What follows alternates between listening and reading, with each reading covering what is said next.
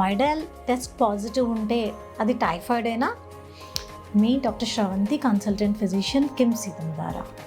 So Widal test పాజిటివ్తో నాకు periphery నుంచి చాలామంది టైఫాయిడ్ ఉంది, టైఫాయిడ్ ట్రీట్మెంట్ తీసుకున్నామని వస్తూ ఉంటారు.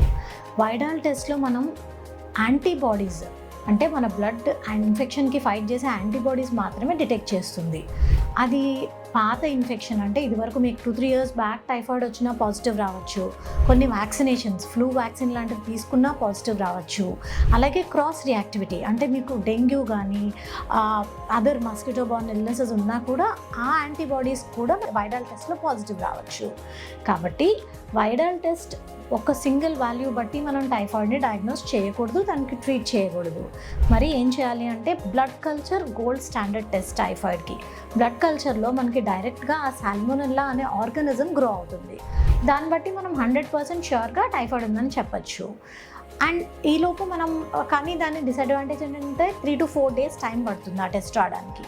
వైరల్ టెస్ట్ ఇమీడియట్గా వస్తుంది, బట్ దాన్ని కన్ఫర్మ్ చేసుకోకుండా టైఫాయిడ్ అని కంగారు పడద్దు, అలానే ట్రీట్మెంట్ కూడా చేసుకోక్కర్లేదు.